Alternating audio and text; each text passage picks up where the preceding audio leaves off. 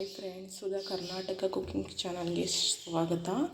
ನಾನಿವತ್ತು ದೋಸೆಗೆ ಪಲ್ಯ ಮಾಡ್ತಾಯಿದ್ದೀನಿ. ದೋಸೆಗೆ ಪಲ್ಯನ ಕ್ಯಾರೆಟು, ಬೀಟ್ರೂಟು, ಬೀನಿಸು, ಆಲೂಗೆಡ್ಡೆ, ಕಡಲೆಕಾಳು, ಟೊಮೊಟೊ, ಈರುಳ್ಳಿ, ಕಾಯಿ ತುರಿ, ಕೊತ್ತಂಬರಿ, ಕರಿಬೇವು, ಅರಿಶಿಣ ಪುಡಿ, ಸಾಸಿವೆ, ಮನೆಯಲ್ಲೇ ಮಾಡಿಟ್ಕೊಂಡಿರೋ ಸಾಂಬಾರು ಪೌಡರು ಹಾಕ್ಬಿಟ್ಟು ಮಾಡ್ತಾಯಿದ್ದೀನಿ. ಮಾಡೋ ವಿಧಾನ ತೋರಿಸ್ತೀನಿ ಬನ್ನಿ. ಕಡಲೆಕಾಳು ಹಾಕ್ಬಿಟ್ಟು ಮಾಡಿ, ಮಕ್ಕಳು ಕ್ಯಾರೆಟ್ ಬೀಟ್ರೂಟ್ ತಿಂದಿದ್ರು ಕೂಡ ಚೆನ್ನಾಗಿ ತಿಂತಾರೆ. ನೋಡಿ, 1.5 ಸ್ಪೂನಷ್ಟು ಆಯಿಲ್ ಯೂಸ್ ಮಾಡಿದ್ದೀನಿ ನಾನು. ಅದಕ್ಕೆ ಫಸ್ಟ್ ಹಾಕೋದೆ ಸಾಸಿವೆ.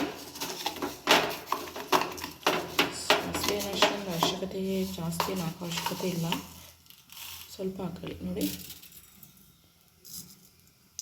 ಸಾಕಷ್ಟೇ.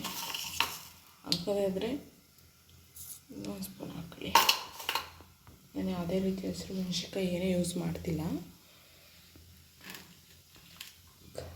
ಆನಿಯನ್ ಹಾಕ್ತಾಯಿದ್ದೀನಿ, ಆಗಲೇ ಕಟ್ ಮಾಡ್ಕೊಂಡು ಇಟ್ಕೊಂಡಿದ್ದೀನಿ.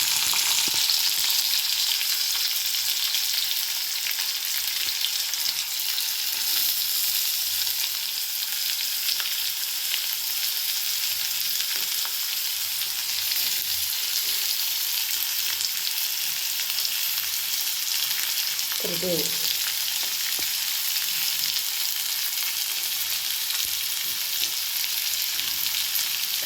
ತರಕಾರಿಗಳನ್ನ ತಿನ್ನೋಕ್ಕಾಗಲ್ಲ, ಕ್ಯಾರೆಟ್ ಬೀಟ್ರೂಟ್ ಅನ್ನೋರು ಈ ಥರ ಕೂಡ ಮಾಡ್ಕೊಬೋದು, ಚೆನ್ನಾಗಿರುತ್ತೆ. ನಾನು ದೋಸೆ ಮಾಡ್ತಾಯಿದ್ದೀನಿ, ನೀವು ರೊಟ್ಟಿ ಯಾವುದಕ್ಕಾದರೂ ಮಾಡ್ಬೋದು. ರೊಟ್ಟಿ, ಚಪಾತಿಗಳಿಗೆ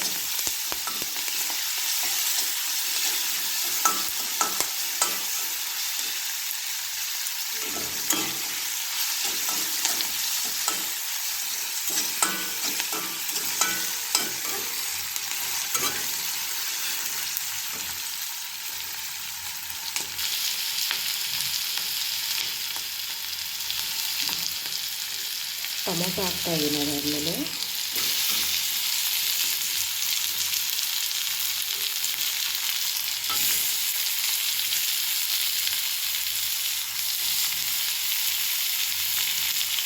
ಒಂದು 20 ನಿಮಿಷದಲ್ಲಿ ಮಾರ್ನಿಂಗ್ ಟೈಮ್ ಪಲ್ಯ ಆಗೋಗ್ಬಿಡ್ತದೆ.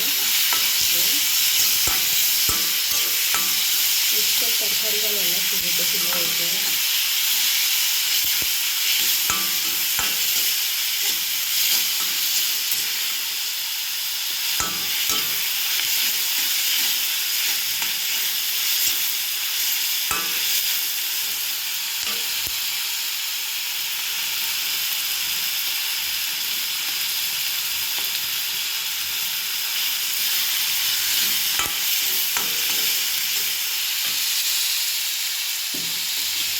ನೋಡಿ, ಆಮೇಲೆ ಒಂದು ಕಡಲೆಕಾಳು ನಾನು ಸಾಯಂಕಾಲ ಹಾಕಿಟ್ಟಿದ್ದೆ.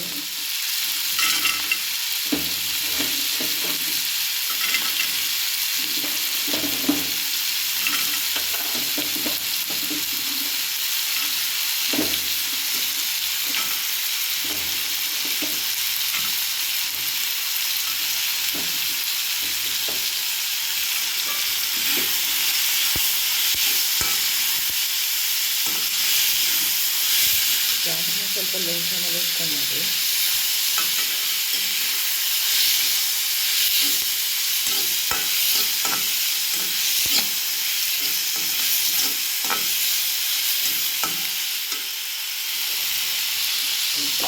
ನೋಡಿ, ತರಕಾರಿಗಳು ಒಂದು ಕಟ್ ಮಾಡಿ ಇಟ್ಕೊಂಡಿದ್ದೀವಿ ನಾನು.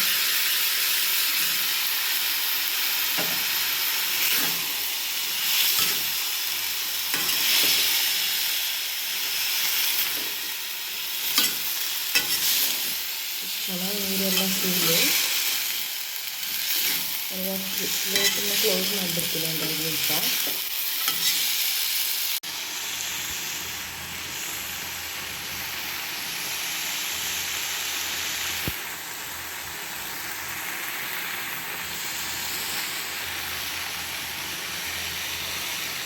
ನಾನು ಮನೇಲಿ ಸಾಂಬಾರು ಪುಡಿ ಮಾಡ್ಕೊಂಡಾಗ ಯಾವುದೇ ರೀತಿ ನೀರೇನು ಯೂಸ್ ಮಾಡ್ತಿಲ್ಲ, ಹಾಕ್ತಾಯಿದ್ದೀನಿ.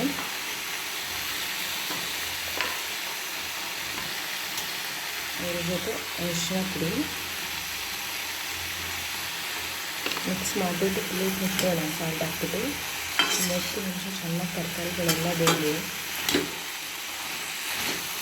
ರುಚಿಗೆ ಎಷ್ಟು ಉಪ್ಪು ಬೇಕೋ ಅಷ್ಟು ಹಾಕೊಳ್ಳಿ. ಇದು ತರಕಾರಿಗಳೆಲ್ಲ ಪ್ಲೇಟೆಲ್ಲ ಮುಚ್ಕೊಂಡು ಫಾಲ್ ಇಟ್ಟಿದ್ರೆ ಸ್ವಲ್ಪ ಮಲ್ಕೊಂಡ್ರೆ ತರಕಾರಿಗಳೆಲ್ಲ ನೀರು ಬಿಟ್ಕೊಳ್ಳುತ್ತೆ. ಫೈನಲಿ ಪಲ್ಯ ರೆಡಿಯಾಗಿದೆ. ನಾನು ಕಾಯಿ ತುರಿ ಇಟ್ಕೊಂಡಿದ್ದೆನಲ್ಲ ಅದಕ್ಕೆ ಲಾಸ್ಟಲ್ಲಿ ಕೊತ್ತಂಬರಿ ಕೂಡ ಹಾಕಿದ್ದೀನಿ. ದೋಸೆ ರೆಡಿ ಆಗ್ತಿದೆ. ದೋಸೆ ಒಳ್ಳೆ ಕಾಂಬಿನೇಷನ್ನು.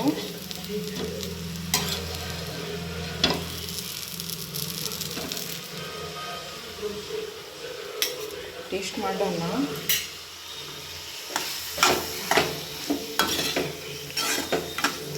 ದಯವಿಟ್ಟು ನನ್ನ ವಿಡಿಯೋ ಇಷ್ಟ ಆಗಿದ್ದರೆ ಸಬ್ಸ್ಕ್ರೈಬ್ ಮಾಡ್ಕೊಳ್ಳಿ, ಲೈಕ್ ಮಾಡಿ.